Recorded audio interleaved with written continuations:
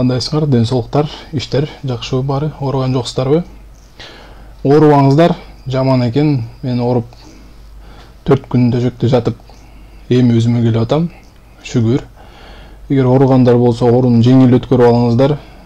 Колдон келсе эч оорубаңыздар. Ошо эми жаңылыктардын баардыгы эле коронавирус болуп кетти. Андан бир аз алаксып, сиздерге Лелек району үчүн жана Кыргызстан, жалпы эле Кыргызстан үчүн мощный, дерзкий долбоор жөнүндө кеп кылалы бүгүнкү видеодо. Мурунку видеодо Баткен районуна барганбыз сиздер менен. Баткен районунун ошо Кичи Жинди долбоорун талкуулаганбыз, могу Сары Талаага суу чыгаруу боюнча. Бүгүнкү видеодо эмеге барабыз, эми Лейлекке барабыз. Лейлектин ошо мына Сары Талаасы бар, ушул жерге суу чыгарууну талкуулабыз сиздер менен. Андан кийинки видеодо мен сөз бергем Кадамжай боюнча. Кадамжайда да ошондой сары талаалар көп, бош жаткан жерлер. Ошол жерлерди өздөштүрүү боюнча долбоор иштеп чыктым. Буйрса аны бөлүшөм сиздер менен. Ошентип Лейлекке баралы. Лейлекке баралы.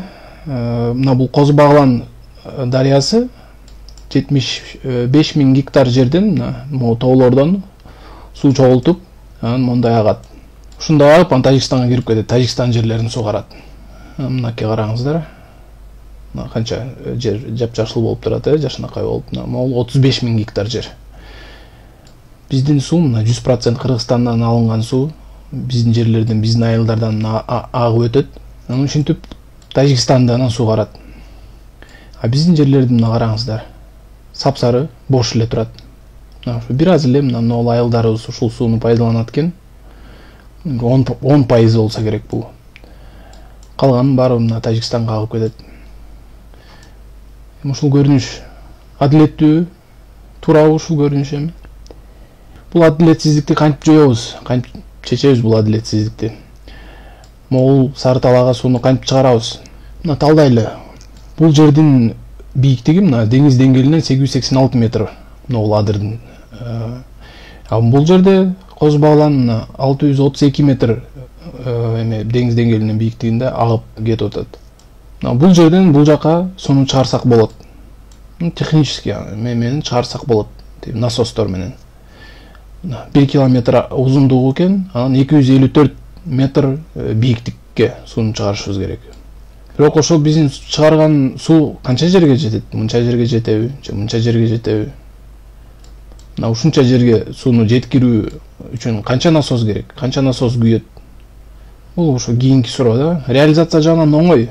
Труба коюп, насос коюп койсоң, суу чыгат экен. Бирок эксплуатация жагынан эме болуп атат да, оор болуп атат да. Канча электр тогу сарпталат бул жака сууну ыргытуу үчүн, жогору чыгаруу үчүн. Эми мына суунун жогору жагына каралы. Мына могул капчыгай бар. Ушул капчыгайдан суу мына 853 метр эмеден чыгат экен, деңиз деңгээлинен бийиктигине. Анан эски очуга агып чыгып атат, 632 метрге. Биз бул жерден канал куруп баштасак дагы, мына могул жерге сууну чыгара албайбыз, тептире албайбыз. Өз агымы менен. Демек эмне кылыш керек? Демек сууну жогорудан алыш керек, жогорурак жактан. Сууну көтөрүшүбүз керек жогоруга. Могул жактан 950 метр деңиз деңгээлинен бийиктикке сууну көтөрүп, анан канал курушубуз керек да. Ушу жогорулатып канал курушубуз керек. Ошондо суу өз агымы менен могул жака жетет. Аны кандай кылабыз? Аны кантип көтөрөбүз? Аны биз бир гана плотина куруп гана көтөрө алабыз да.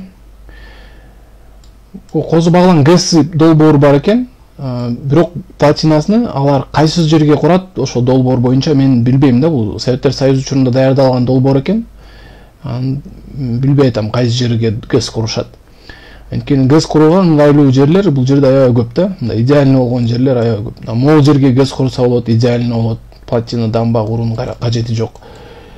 Бул жерге курса болот плотинасын. Анан плотинаны бул жерге курса болот. Мен плотинаны ушул жерге курууну сунуштайм. Анткени бул ГЭС ошондо мультифункциональный долбоор болот да. Бир нече функцияны аткарганчы. Электр тогун өндүрөт, бир функция. Экинчи функциясы суу сактагыч чоңураак болот бул жерде. Анын үчүнчүсү мына сууну бизге эмен көтөрүп берип атат. Жогорugачы бийиктикке. 1030 метрге көтөрөт экен деңиз деңгээлинен. 1030 метрге сууну көтөргөндө мына ушул жерде 3 казан пайда болот да, суу сактагычтын. Анан Коргон айылынын бир бөлүгү суу алдында калат. Мына жерде бир 4-5 там бар экен, ушул кожолуктар суу алдында калат. Анан могу жол суу алдында калат да. Эми бирок бул чыгашалардан бул долбоордун кирешеси көбүрөөк болуп атат. ГЭСти курдук, сууну көтөрдүк. Анан могул жактан ошо 950 метр бийиктикке сууну чыгарып алып туруп, канал курушубуз керек. Канал тартып кетебиз, ары ылдыйды көздөй. Могул жерге жеткенде бул жерден туннель казышыбыз керек болот экен, анткени могул жер бир аз дөңчө экен да, жогору турат экен. Туннель жок кылам десең, 26 метр топуракты жогоруда эме алыш керек болот да, казыш керек болот. Ошондуктан туннель салып салган ыңгайлуу деп ойлоп атам да, же бул топуракты алса болот, же туннель кылса болот да. Болгону ушул бул жерге сууну агызып алыш керек. Суу ушундай өзүнүн угу менен агып кете берет. Анан монтип 886 метрге чыгарсак болот экен. Бул жерге сууну чыгарып алдык. Бул каналдын атын Бели сынык каналы деп койдум. Бели сынык канал анткени могул хребет Бели сынык да. Ушул Бели сынык хребет экиге бөлөбүз да каналды. Ошо күнгөй тарабы, каналдын күнгөй тарабы, күнгөй канал, анын тескей каналы. Бул жерден ары ылдыйга, катта туз тарапка чейин тескей тарабы болот да. Жалпы каналдын узундугу 76 километр болот. 31 километр күнгөй тарабы, анан 45 километр тескей тарабы. Анан бул канал ишке ашкандан кийин, суу коюп берилгенден кийин, мына белгиленген жер сугарылат. Бул белгиленген ушу бош турган жерлер колдонулбай. Жалпы аянты 20 000 гектар ушул жердин. Эмени кошпогондо мына Жаштык, Борборлук, Достук арканын азыркы учурда колдонуп жаткан жерлерин кошпогондобуз.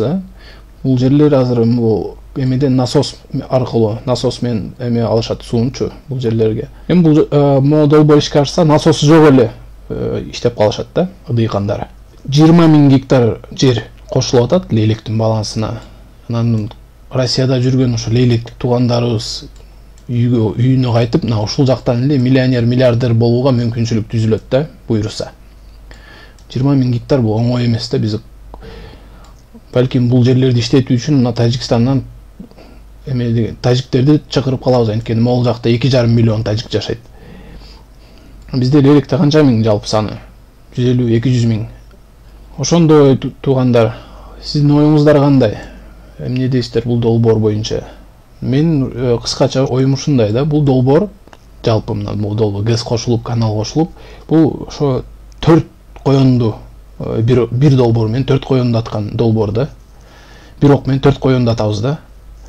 Биринчиси бул электр тогун өндүрүп атабыз бул ГЭСтен. Экинчиси сууну сактап атабыз. Бул сууну сактаганыбыз бул эмеге да болот, тажиктерге да пайдалуу, бизге да пайдалуу. Үчүнчүсү мына могу канал аркылуу 20 000 гектар жерди сугарып атабыз.